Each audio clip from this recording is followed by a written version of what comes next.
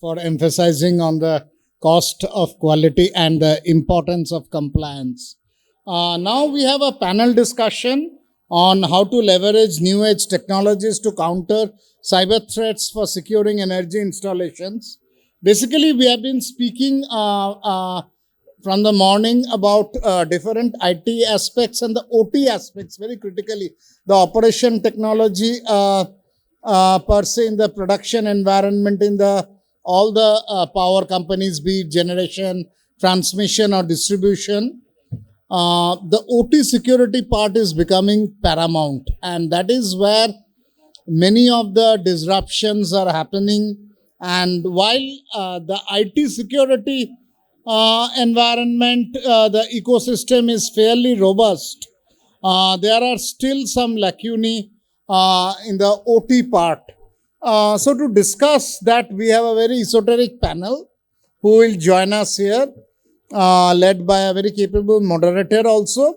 So it's my pleasure to now invite on stage each of the panelists.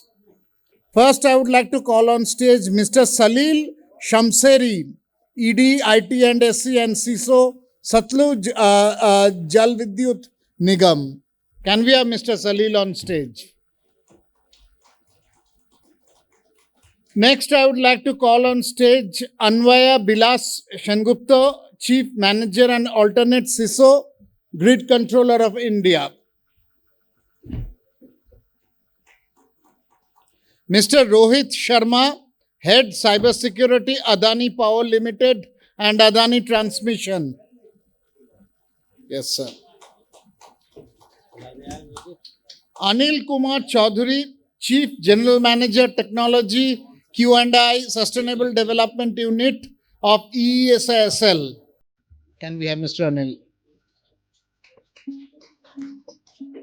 Deepak Soni, Deputy General Manager, ERP and IT, Delhi Transco.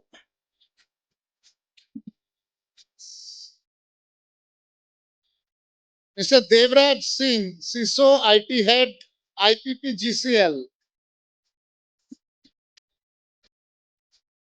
Can we have Mr. Devraj? I see him in the hall. Anish, Garg, General Manager, State Load Despatch Center, Delhi. Can we have Mr. Anish? Parag Sharma, CEO and founder of O2 Power.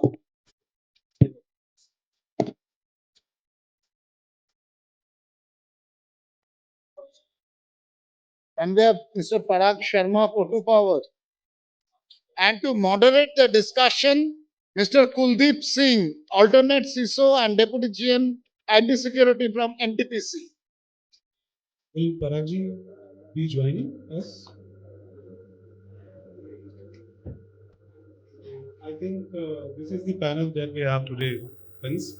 A very good afternoon. I think introductions have already been done. I'm Kuldeep Singh, alternate CISO, NTPC. So first of all, a thanks to Ratorji and a very engaging session from Suresh Chandra sir. So that has made our job very easy, right? Because an afternoon session and after a heavy lunch, so he kept us engaged, Suresh sir, and Rathore sir kept reminding all the time that time is really important for all of us. So without any further ado, let me just give a statistics to you that as of now, India is the second most attacked nation in the APAC region. We are having around 2,000 plus attacks that are happening on every organization per week. And a lot of them are now focused towards the energy installations, especially the critical information infrastructure that is fundamental to all of the other enterprises. And that's why very important to the national and organizational security, obviously, right? So, the important thing is that generally when we are talking about security in energy installations, OT security is one part that is not adequately focused upon. So whenever we are talking about OT security, there are several things that are really different from the normal enterprise IT systems that we are generally aware about. So, inherent insecurity in the protocols that are there, the inverted CIA triad that we have in OT, right? Very fragmented network architecture that we have, legacy infra. The list is long, in fact.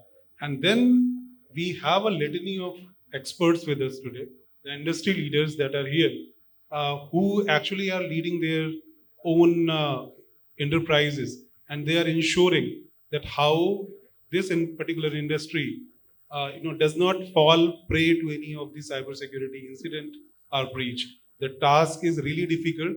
So let us focus, how basically we can, for you people, create a kind of framework, through which any enterprise can go ahead and see how the things that we should do, what are the things that we should not do to ensure adequate cybersecurity. So first of all, I think we have our senior most leader Salil sir here.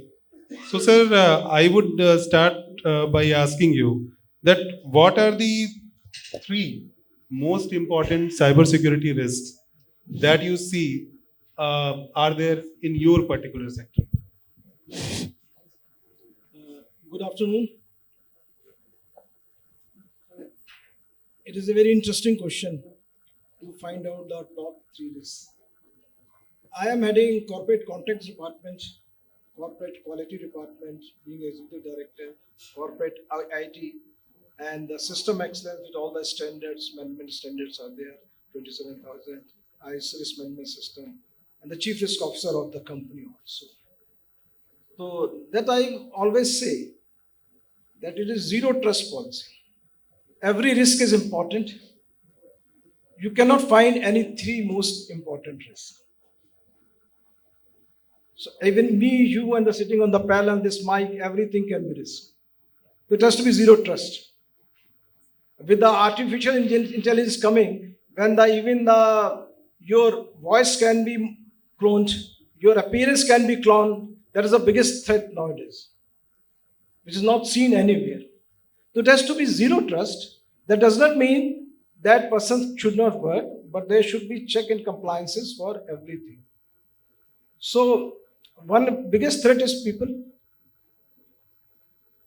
because people are constantly fighting, hacking the systems. So your people should be reliable. Second threat is technology.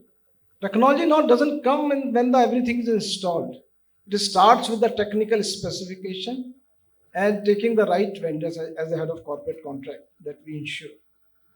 And there should be clauses in that for the continual improvement, addition, whatever the upgradation they are going to be implemented in the scope of the person. And the third biggest risk is the nature.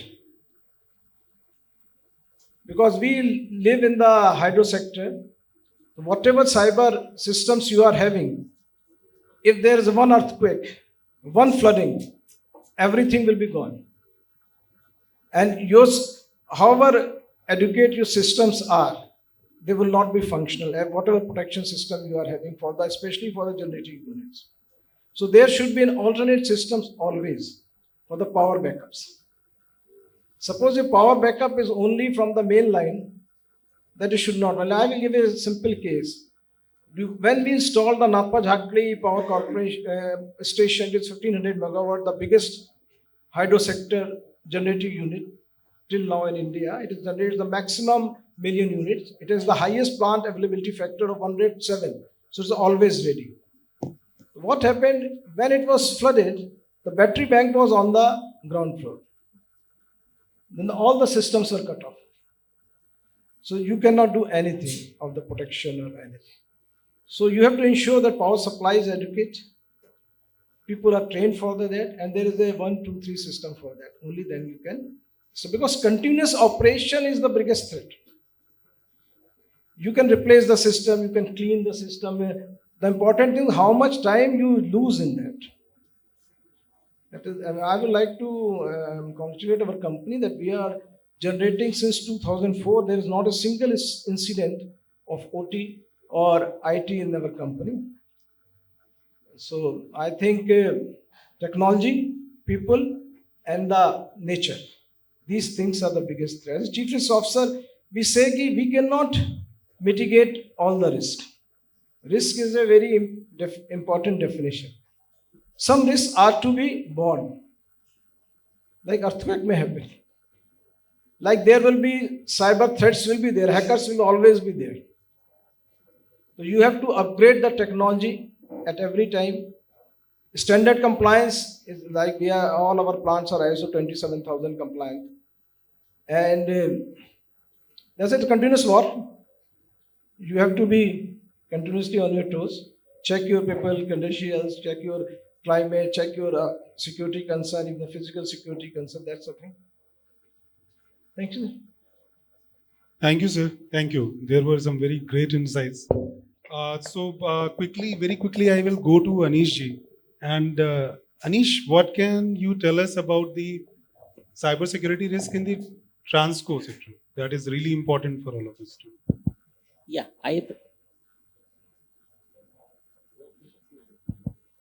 Yeah, very good afternoon to everyone. I represent Delhi State Load Dispatch Center.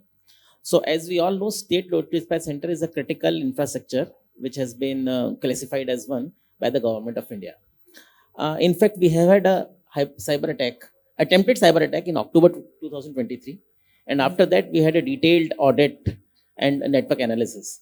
And based on that, we have taken certain steps so that such a recurrence of cyber attack does not take place. On network side, we have segregated the critical infrastructure with non-critical infrastructure within SLDC itself, and also we are in the process of segregating it from the Delhi Transco network, so that in the times to come, if attack happens on one of the infrastructure, it doesn't affect SLDC and vice versa. Regarding operational side, we are in the process of setting up CSOC, Cyber Security Operations Center and Network Operations Center. Though it will take time, but then the results will be encouraging, and it has been recommended by NCIPC also to us. In audit side, we are having vulnerability assessment penetration test every 12 months, and this will be repeated year-on-year basis. Plus, we have increased the logging size so that the logs of the data are kept for at least 12 months. This has also been recommended by Central Electricity Authority, and we have already implemented it. One more important fact which we have implemented is that next generation firewalls have been installed, which have replaced the earlier ones. So the net effect of all these steps has been that we have not had any other cyber attack after October 23. And we are also having an audit right now, which is further giving us certain steps which we'll be implementing in near future. Great. So I think interdependence between the installations is also one major risk area. So I would ask Deepak ji to further elaborate on that, because Delhi Transco was one of the party, as he said. So how do you think that? What are the important security risks from you?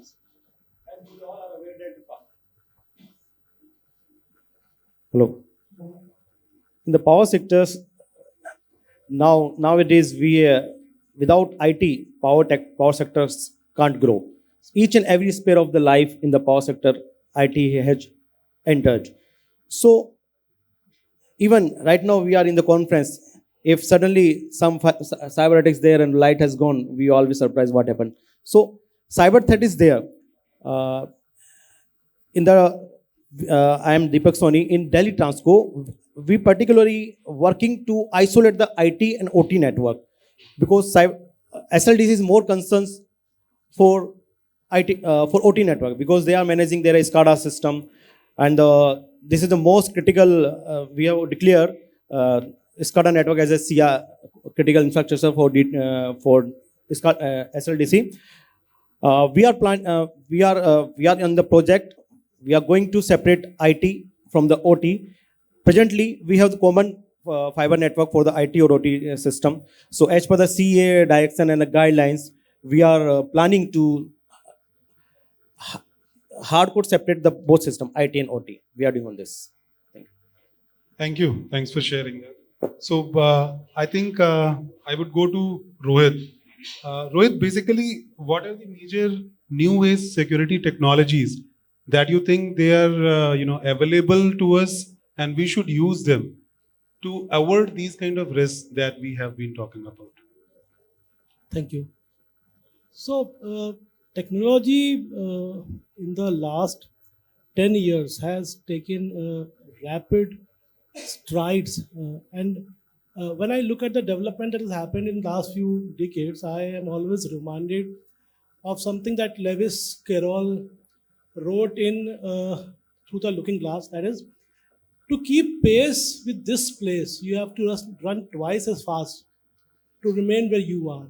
So the pace of technological development is rapid. It is going to be further increasing, and there are technologies which are evolving continuously. So rather than giving you specific technologies, I will give you three broader trends. So first trend that we have seen in the cybersecurity domain is the shift from the defense in depth model to the zero trust framework. So zero trust basically says that there is no implicit trust placed in any entity or any user per se. And the evolution of this framework has basically resulted into three major technologies.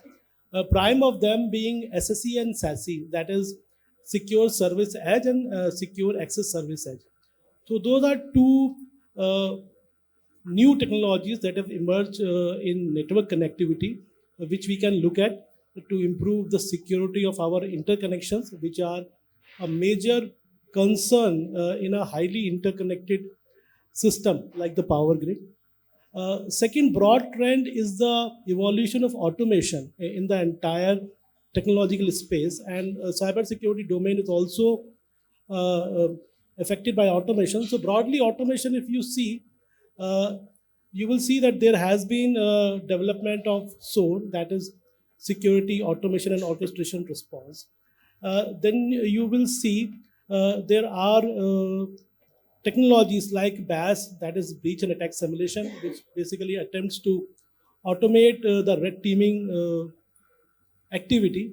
And similar automation technologies are evolving in the cybersecurity domains in the various subdomains also. Third broad trend will be the usage of artificial intelligence and machine learning in the protection technologies. So if you see SIEM, we used to hard code the correlation rules earlier a few years ago. Now, recently Microsoft has launched Copilot for Security, which basically aims to give you a generative AI interface, which is similar to ChatGPT, to do queries on SIEM. And that is going to be similar usages across the various subdomains of cybersecurity, like network security or say identity security. Similarly, other vendor like Palo Alto has built an entire platform ground up to do the detection based on machine learning models. So three broader trends: zero trust, automation, and AI/ML usage. That is what I foresee in the coming years. Yeah, you are absolutely right. I mean, it's already here, and now it is AI versus AI.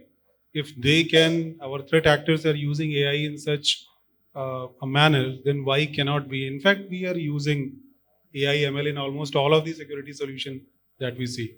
It is not only SIEM, SOAR, it is in AV, it is in next generation AV, EDR, mail solutions, everything is using AI. But again, from here, we need to understand that one side, we are talking about AI, ML, and very advanced technologies that are, from the IT side also, and they are slowly finding their ways into OT as well. Obviously, all of it with some challenges. But then there is another reality. We have a lot of legacy infra in our power systems. We being a power plants in a SCADA network, we are having a lifetime of 20-25 years. So I would ask Anish from SLDC that how do you see that this problem is being tackled by enterprises, and what are your views? What enterprises can do so that this never becomes a security concern for all of us?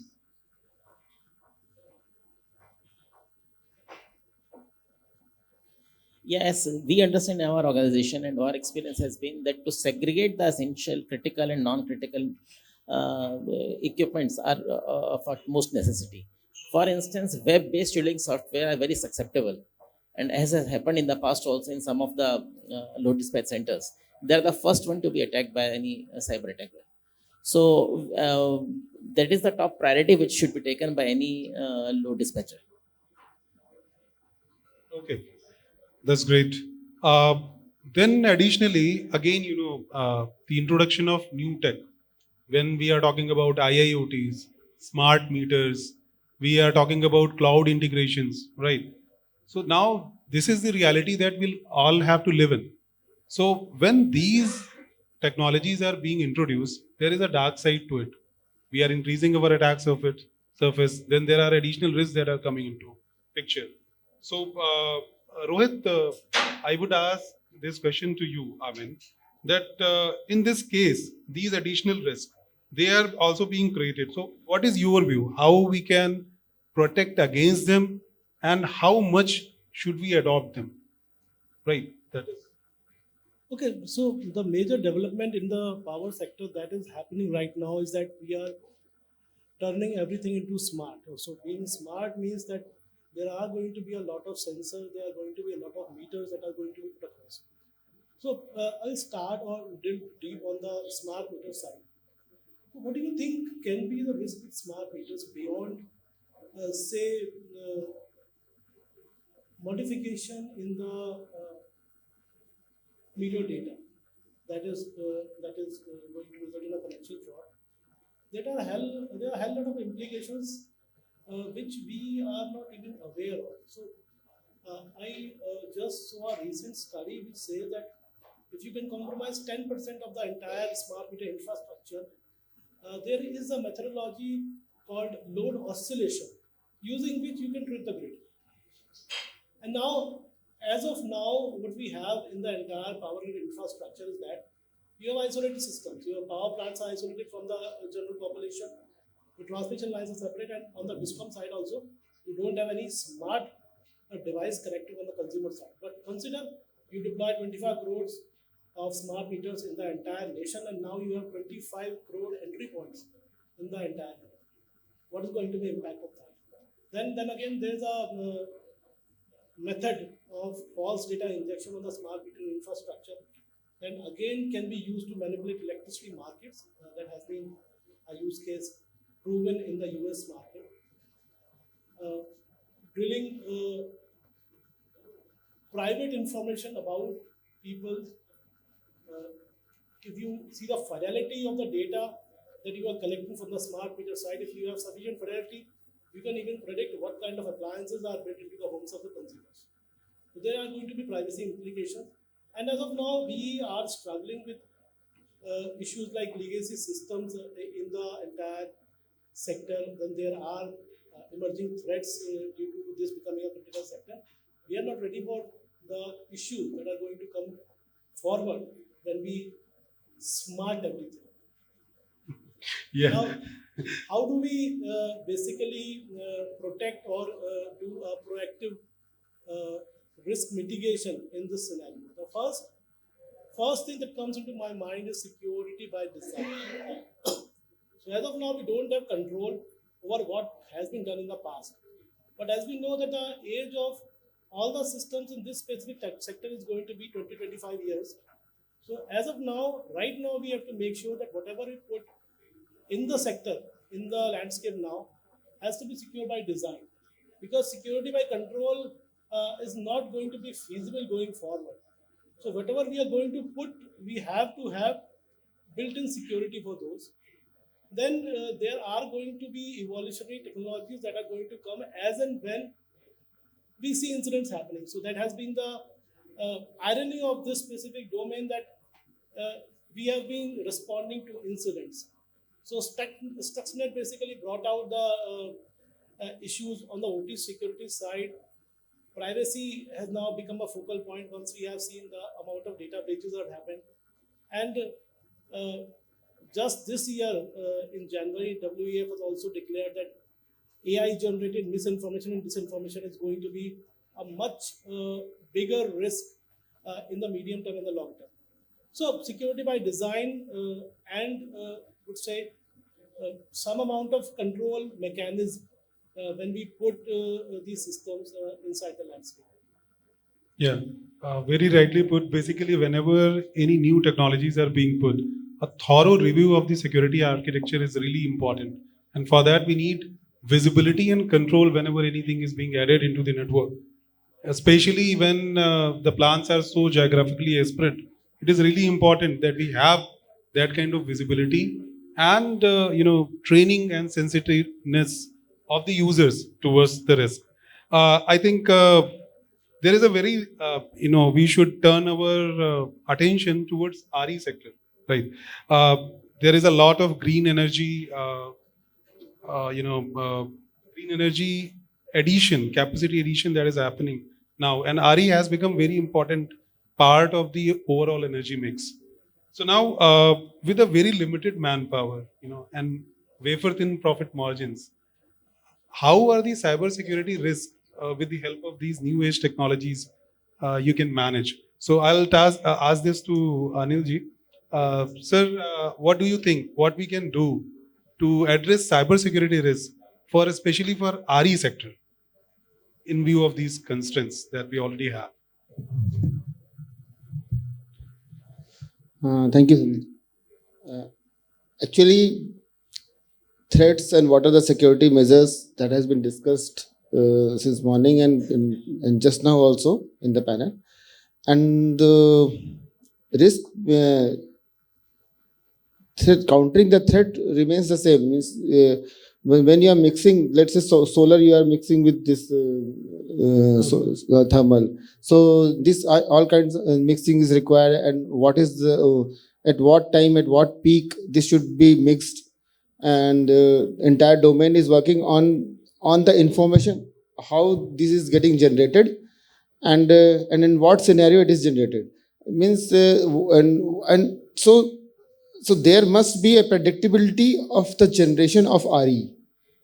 Means what solar power will be generated, there should be a predictability of that, and that prediction should be robust enough for the planning part of the thing. And when then that planning is there, and where the planning comes and where the data analysis comes, the attacks automatically comes in between. And this is, and I will like to take the focus somewhere else also. Let's say this RE part is one thing that is a supply side management. Means you're managing that supply, increasing your capacity. There is another thing that increasing your efficiency. Actually, I belong to Energy Efficiency Services Limited, so that is focusing on energy efficiency also. RE is one part of that. So, and energy efficiency and energy conservation. When you go for the technology side, that some equipment is efficient. Let's say these LED lights are efficient, some motors are efficient, some air conditioning are efficient. So that, how can they be had? So that technology is, if you are using it at the end, it is not. But when you are building on it, when you are building demand response, when you are building this smart metering, the data is coming in, analytics is coming in, and the hacking is coming in. So that kind of thing is there. And when I will give some certain number that today's India's per capita energy consumption is 1/3 of the average per capita energy consumption of the world. And in present, India is growing like anything. And by 2040-45, let's say India is going to peak. So what does this peak means? Will it become equal to the world per capita average? So, or it will become US-like. The US-like means 13 times. For being average, it needs 3 times of energy per capita energy consumption. So 3 times of energy it will require. So will these 3 times of energy as of now, and you can extrapolate of that 2045. So will these 3 times or 13 times of energy requirement can be matched by the supply side? So supply side threat is there. Then there is another side. We have to be very efficient, very controlled in usage. The control of the usage demand response using this smart metering and this IoT in the industries, and this industry 4.0 itself is an energy conservation method. So as we have experimented that in one of the plant, that in the 4 shifts which what production was done by implementing industry 4.0, it came to the three shifts. So total energy conservation of 1 shift, energy resource conservation, everything. So that kind of potential is there. So we will have to leverage this technology for in any case. And when we are going to leverage it, the attacks will be coming, threats will be coming, and we don't know what kind of things are there. Today, now startups are coming up, those who will be studying your organizations, and they will be telling how you can be hacked. So we must be knowing before the hackers are hacking us, and let us employ these kinds of technologies, these kinds of startups also. That is one thought I'm thinking of. Thank you, sir. So probably you have very rightly pointed out that technologies are here to stay, right? We cannot stay behind. Then the part is that whenever we are deploying these kind of technologies in OT sector specifically, right? Then we are having 2 issues, 2 challenges, I would say.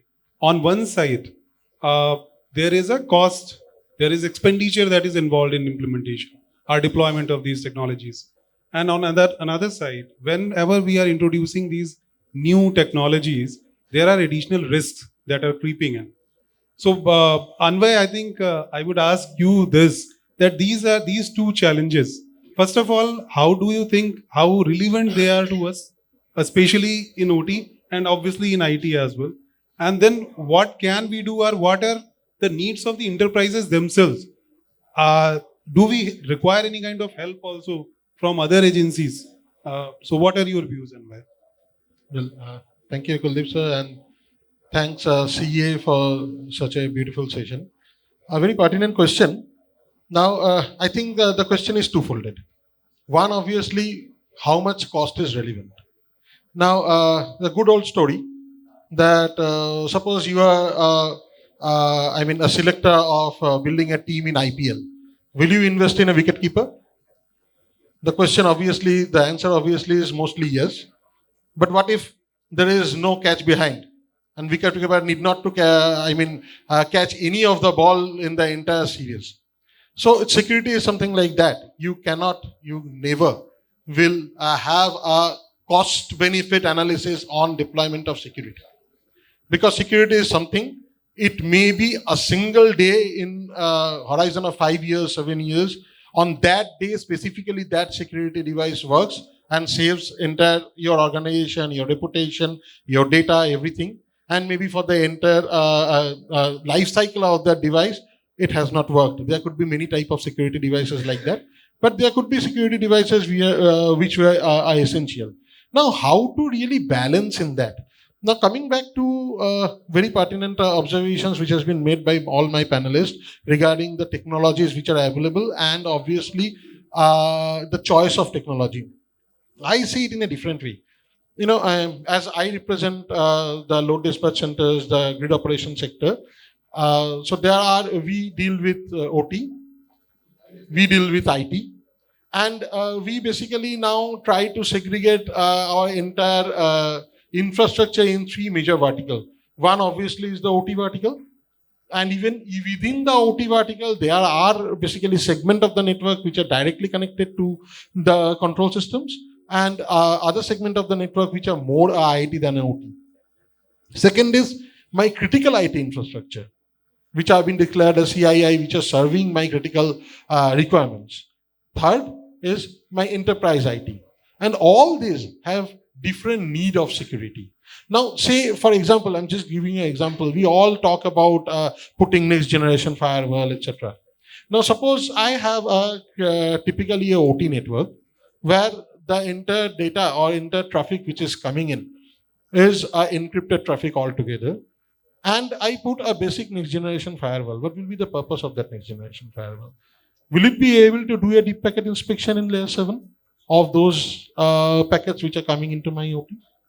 So we need to, very judiciously think what technology we should use for what segment. The point is, we should go back to our basics and try to evaluate each risk separately, understand the basic concept of that probability into severity matrix, what exactly is the risk, how I can mitigate that risk, and accordingly select the technology. Technology should not be selected just for leveraging the technology, but it should be judiciously selected. So, from my perspective, how can you have a cost benefit? Or even one of the more important thing when we talk about resources, not only the cost, it's also the availability of technical expertise, availability of manpower in your system. You will find, maybe you have experience, at least I have experienced this, many of the industry, we have deployed many technologies, but maybe 20% or 30% of the capacity of the technology has been harnessed. Because I really don't have that type of a capable manpower to regularly fine-tune that technology, regularly use that technology at best of its ability. So we need to understand whether we are deploying those technologies just for the sake of deploying the technology. So my suggestion obviously will be that first, you properly segregate your IT, OT, and obviously the enterprise IT and critical IT. Then try to understand where are the points where exchanges are going on, what are basically the attack surfaces, and what type of attack surfaces, what type of data is going on, what type of infiltration can happen over there. Whether these are web-based system where it is open to public, or whether this is a closed system where you really have a facility to whitelist all the traffics, all the users. Accordingly, you have to select technology. Accordingly, you have to deploy the peripheral security, the internal security. Suppose, I'm just giving you an example. Suppose sort of a NAC.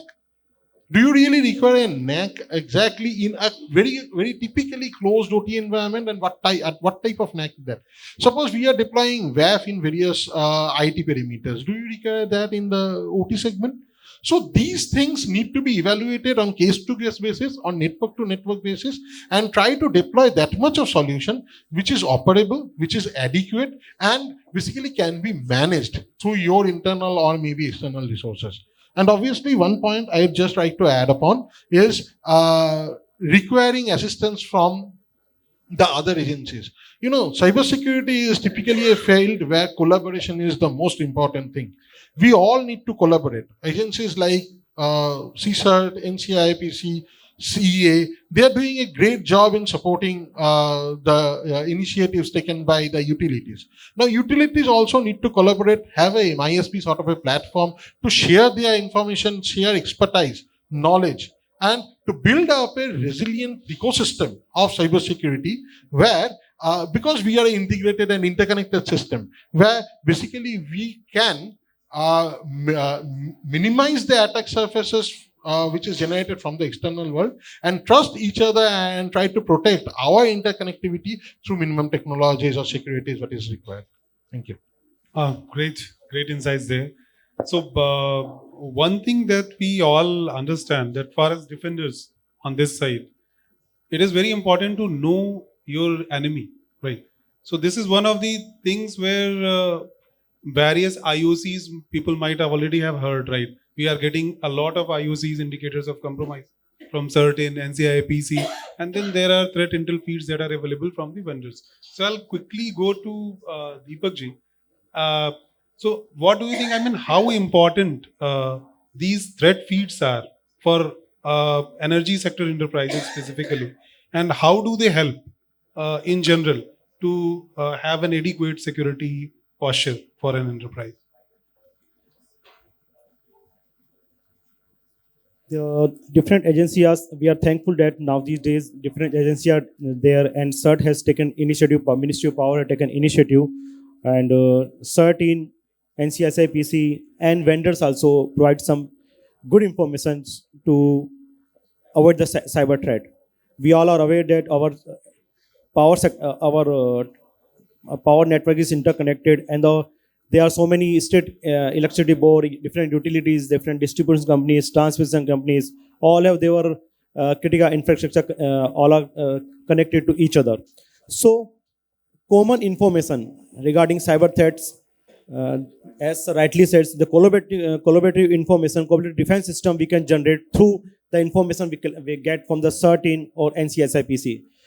Likely, CERT-in and NCSI provide the standard specifications for the OT equipments also, so that we can have the same protocol for the communication of the OT equipments, as well as the common cyber threats.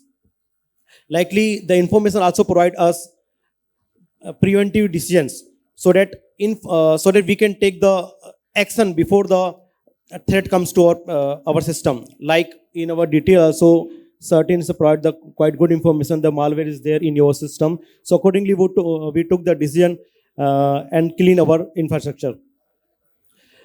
Like this, the informed decision making also play a very important role whenever the cyber threat is there. CERT-in and the NCSI also provide some action to be taken whenever we have some cyber threat is there, some malware is there, what action we should do. So these type of common information they provide to different utility, so that we can build our cyber security more.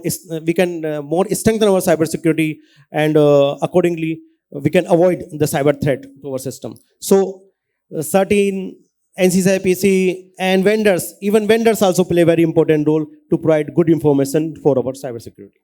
Yeah, very rightly pointed out. So we are actually having many guidelines and advisories, and there are there is 24/7 monitoring from these agencies as well.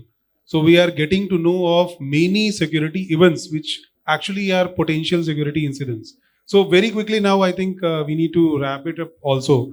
But please understand, I mean, whenever we are focusing on technology only here, like Salil sir already mentioned, PPT, all the three portions are equally important for all of us. So I think very quickly we will go to every one of our panelists to know of at least one security technology that they think is the most important in our cases, because our our particular area where we are focusing on specific technologies will be helped through that.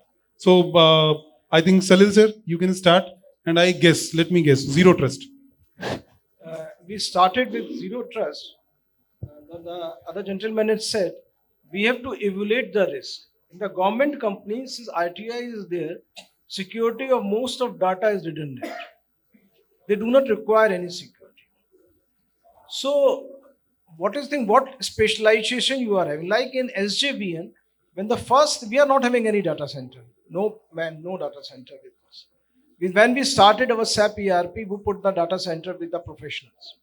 So there is not a single breach of the incident is there. So use specialists, because we are all journalists especially in the government sector.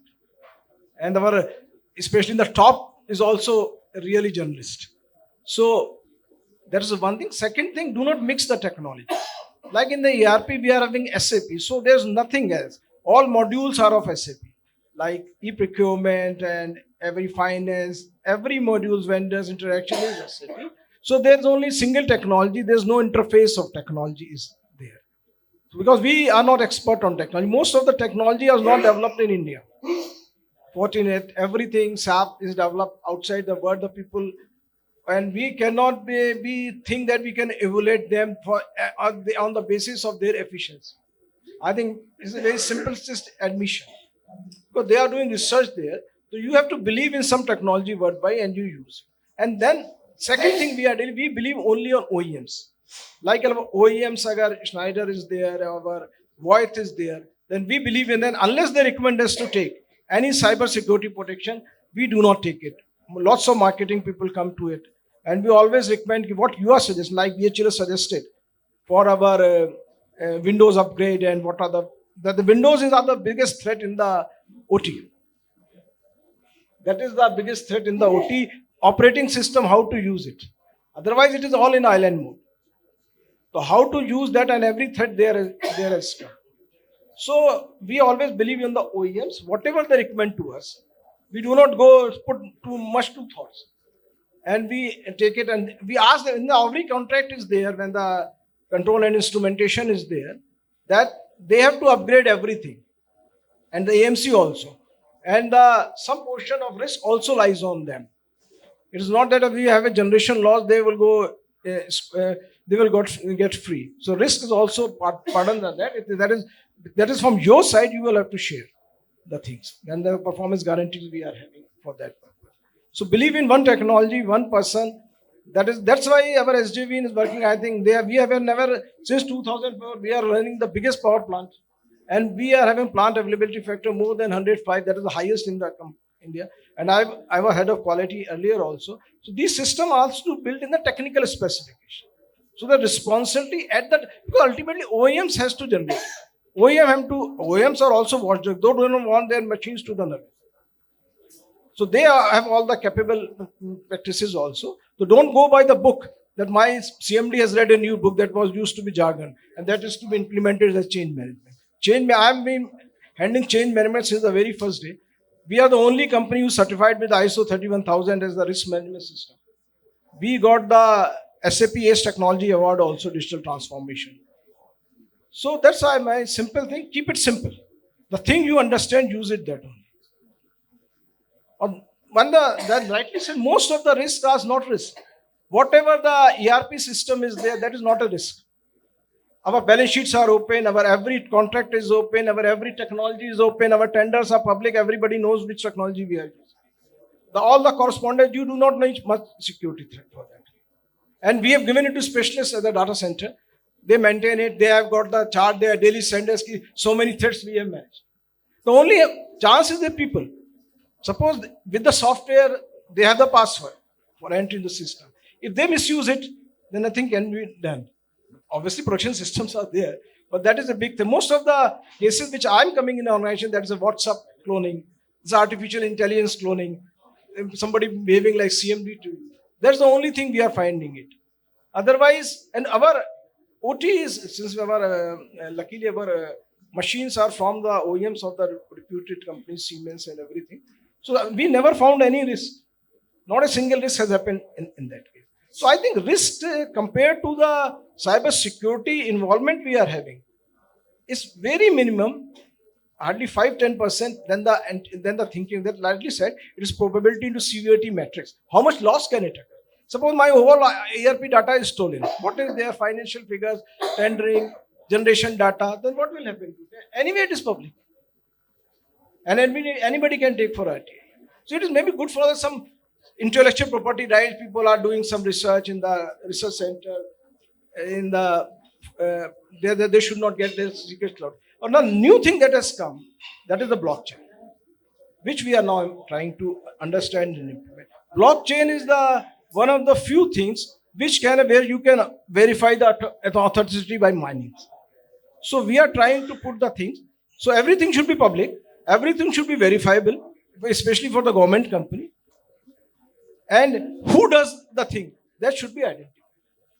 Most of the time, what we get the security is some malware from the Pakistan, it has come in the system. But what can it do? As a chief risk officer, I don't find it. I find better risk, much critical risk as natural disasters, our less of technology. We cannot upgrade the technology. That is the biggest risk.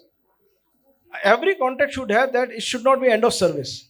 You have to make it continuous pay, whatever thing a technology, at least for 20 life of the plant. You have to make it, even the company vanishes, you have to make some arrangement for that. That contract clauses are to be put up. So that the risk which is the OEM should not come to us. The risk should be built in the contract itself. So as I'm having contract for so many times, we awarded the biggest solar power project, 5,000 crore to Tata for that thing. So because they are the specialists, they have because everybody are the developers. That's all I think. Got it, sir. Got it. I think you should have basic principles. I think what we know, what we can deliver, and always take the help of specialists, especially the OEMs, whom you can put the contractual responsibility. Like we have never interfered with the SAP systems. We have not allowed any other software to enter it. So that entire responsibility of SAP. And they help us also. That we got the ACE award also. And that's my humble submission. I'm not an expert of this. But that is the way of doing the things. Thank you, sir. Thank you for your perspective on the cyber security and the risk. Anil sir, please, very briefly, basically, in just the interest of time. everything has been very elaborately covered. So I will just tell one thing. When we are working in island mode, the risks are absolutely less, and that we have observed all the time. When our banking was on island mode, there were never the security risk of this cyber security risk and all those things. As soon as our operations come into the picture, and when they are all interconnected, the risk is there. Even simple lighting thing of the street lights, when they were centralized, controlled, and monitored, they came into the risk because they were controlled centrally. So cloud systems were there and everything. So and when we are going for such a big transformation, why we are going to peak and we are going to become the third largest economy, and even energy efficiency even itself is going to be the one of the producer of energy, green energy, thermal power plant, solar power plant, all the things, and energy efficiency, one of the producer, and which market is around 4 lakh crores in by 2032. So if this 4 lakh, around 4 lakh crores in by 2032 means what kind of investments will be coming, what kind of technology will be coming, everything will be coming, and so threats will be also coming. So we have to counter those kinds of threats. Thank you. Thank you. Anish ji, very quickly, one technology which you like to add in your enterprise. Well, in my Security technology, obviously. in my opinion, one size does not fit all. It depends from situation to situation Correct. and from criticality to criticality. Yes, yes. So I won't name any single technology for this. Okay. Please, Deepak ji. Nowadays, as you, I will talk about the cloud server and cloud services. So, Ministry of Power, NCCIP, and CERT has made the cyber security is very important for the management also. So, sometime our management also try to keep away IT from our power infrastructure from the IT, so to avoid cyber threat. So, I'm telling you one my practical experience. We are planning to switch our data center to cloud, but most of our management head officers was thinking that it will attract the cyber threats. So I would like to give one important point for this cloud security. Cloud security is also very important aspect, and certain and NCCISO should also give the guidelines regarding cloud security. Very, very good. Because it is already there. We need to be prepared for it. Yeah, please, sir. Only thing, we are also studying the artificial intelligence, the behavior of certain persons doing in this. Like you are seeing the thing that I'm a robot. It is a simple tick sign. Anybody can do it artificially, but the way it is done, it is the thing which can tell it has been done by the machine or not. So any irregular activity, that is a very highly scientific area where some development is going on. But we are trying to remember how to integrate with our systems is still at us. Thank you. Rohit? So I'll sum up with two atypical words. First is the watermelon effect. Now, what is the watermelon effect? Let me explain. Okay. So when you present the reports of cyber risk to your management, everything seems green on the outside. But the real scenario is everything is red. So don't make your reports like a watermelon. If there is a issue which needs management attention, kindly bring them to notice, because all said and done, power is a critical sector for our nation. The rest of the economy stands on this specific sector. And when a cyber attack can happen, it's always a certainty that sooner or later we are going to face a substantial severity cyber attack, and that might be part of adversarial action or a generic cyber crime. But sooner or later it is going to happen, and we ultimately would be accountable for what happens in this sector, being the custodians of this specific risk for our respective organizations. So I'll sum up with the word Tina. There is no alternative except us mitigating this risk for our entire organization and ultimately for the sector itself. That is my 2 cents on this. Anway, your couple remarks. Yeah, I'll try to be very quick and very. There are a lot of I'll just try to highlight three things. Number one, obviously, and three things because I again will try to iterate that enterprise IT, critical IT, and the OT do require different solutions. For enterprise IT, I believe a lot of technology is available, but the most important thing is observability. So technologies like user entity behavior analysis, network behavior analysis will give you the observability in SOC because there basically it's more a user concentrated things and you really cannot avoid the threats or avoid those incidences. You need to be quickly understand or identify and take mitigating action. Second, your critical IT, again, critical IT is exposed to internet, so you really have threats. So there, I believe how quickly you can restore, how quickly you can recover. So having a very robust disaster recovery system is very important. Having proper clone, all those things are very important, which maybe we have not touched upon. Cloud security obviously is a major part, but cloud security, you have to be very cautious. When you are going for cloud, we think, okay, cloud comes with cloud security. It's not exactly like that. Cloud comes with some basic cloud security. There are components which are basically you have to buy. You have to pay additional for that. So you have to be very selective while you are leveraging cloud technologies, what type of security you need to buy. Third, in OT, obviously the interconnection, IT-OT interconnection. We have done certain POV, all those things with data diode type of technologies to have a unidirectional communication. Filtering all those data is very important. IT-OT interconnection, how to secure that for the OT, obviously the most important thing.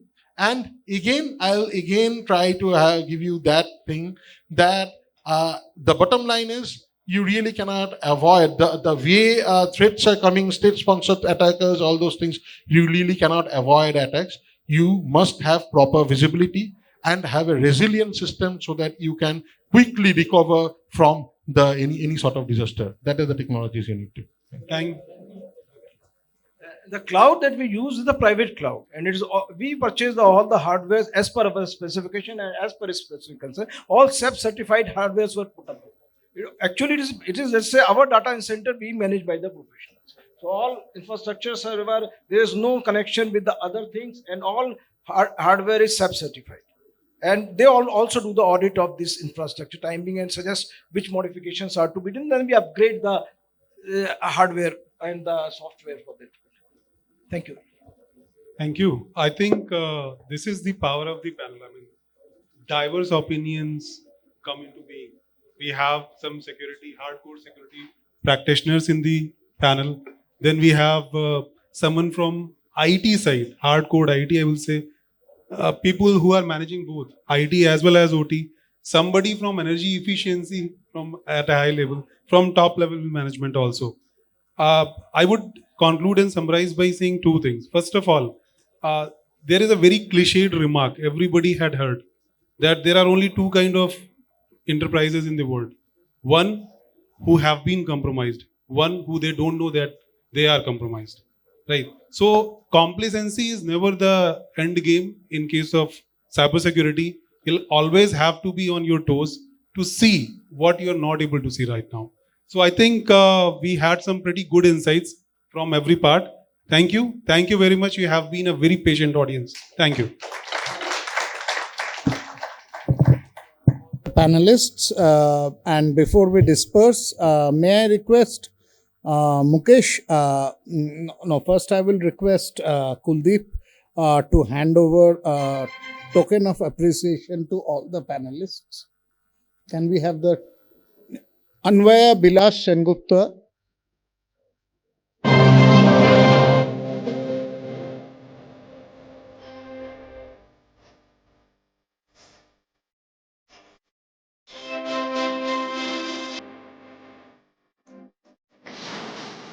Salil, Shamshery.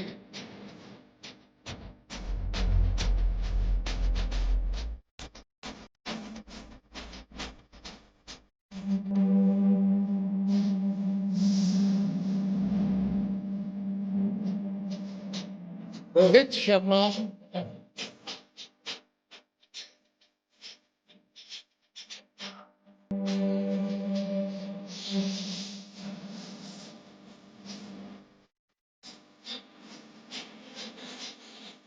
Anil Kumar Choudhary.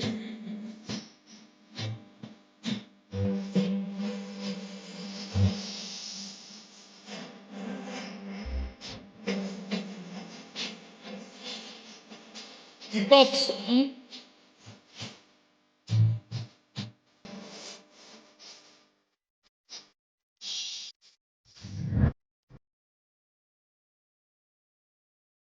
Garg.